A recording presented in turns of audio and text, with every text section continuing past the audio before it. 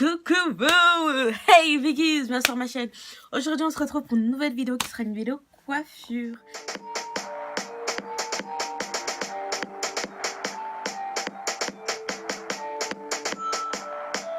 Alors, comme vous avez pu le voir sur mon Instagram et sur mon Snapchat, j'ai changé de couleur.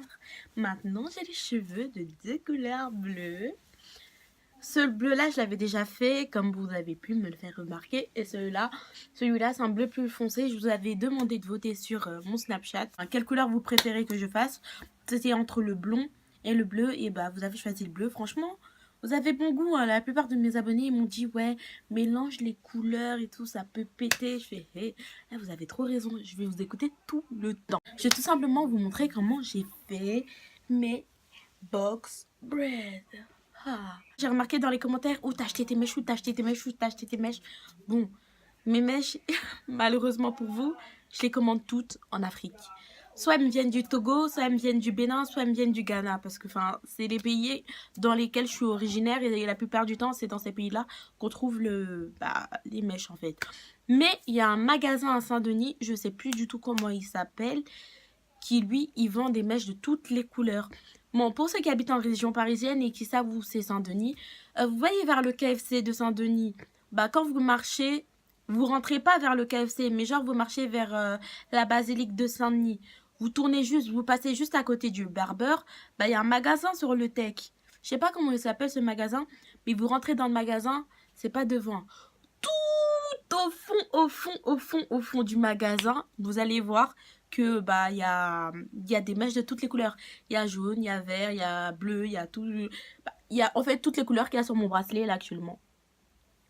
Mon bracelet il pète, oui. C'est un bracelet qu'on nous a donné au lycée. Bref, si je me rappelle du nom du magasin, je pense que ça va pas être le cas.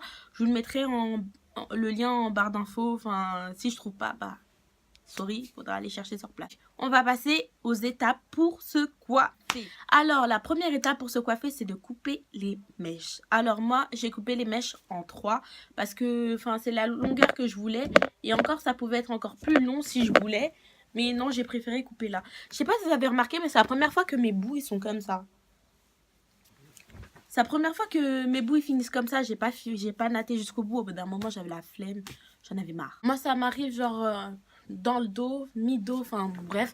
Pour que ce soit plus long, vous pouvez couper juste les mèches en deux. Ça va vous faire des mèches vraiment longues. Si vous tirez pas, ça va vous faire quand même des mèches longues. Si vous voulez des mèches plus courtes, par contre, vous pouvez couper en 4. Ça va vous faire genre un espèce de petit carré, tout ça. Ensuite, la deuxième étape, elle n'est pas obligatoire, mais moi je préfère la faire, c'est de tirer les mèches. Moi j'aime bien tirer les mèches parce que ça fait genre gros et fin. Vous voyez ou pas? Je kiffe. Alors que, il y a certaines personnes qui tirent pas les mèches et en gros c'est la même épaisseur du début jusqu'à la fin de la tresse. Après, c'est comme vous voulez, hein, chacun ses goûts. Mais moi, personnellement, je préfère quand ça devient de plus en plus fin, en fait. Ensuite, la troisième étape, ça va être, une fois qu'on a bien tiré les mèches, c'est de brosser les mèches. On brosse, on démêle les mèches, on enlève tous les nœuds possibles et imaginables. Parce que je vous promets, hein, quand tu coiffes et tu dois t'arrêter parce qu'il y a un nœud, c'est plus qu'insupportable. Moi, j'aime pas ça. Du coup, je fais tout pour vraiment enlever tous les nœuds. J'ai brossé avec 3 brosses différentes. J'ai brossé avec la première brosse pour bien tout enlever. La deuxième brosse, c'est la brosse un peu en S là. J'ai brossé pour enlever tous les nœuds. Et la quatrième brosse, c'est la grande brosse à afro. J'utilisais ça, j'ai vraiment, histoire d'enlever tous les nœuds pour qu'ensuite je puisse faire ça. J'aime trop faire ça avec les mèches, quand les mèches sont bien fluides comme ça. Ensuite, la troisième étape, troisième ou quatrième étape, je sais plus. La quatrième étape, on va dire ça comme ça a été de passer à tout ce qui est coiffure. Donc, pour passer à tout ce qui est coiffure, j'ai dû me démêler les cheveux. Comme vous avez pu le voir sur la vidéo, que je vais mettre là ou là, je pense pas. Je pense que je vais mettre ça là. Mes cheveux, ils sont vraiment crépus, mais crépus de ouf, parce qu'ils venaient juste de sortir de la douche. J'avais pas tiré les cheveux, rien du tout. Donc, mes cheveux, ils étaient un peu emmêlés. Et quand mes cheveux sont comme ça, il n'y a pas possibilité de passer un crayon ou un peigne à queue fin pour tracer et tout, parce que non, c'est impossible. En plus, j'avais plus d'élastique, du coup la reberber méthode, je sais plus comment ça se dit, en tout cas, j'avais pas pu faire ça, donc j'ai trouvé une autre solution qui a été mon doigt. Mon doigt, je l'ai utilisé comme séparateur, on va dire comme ça.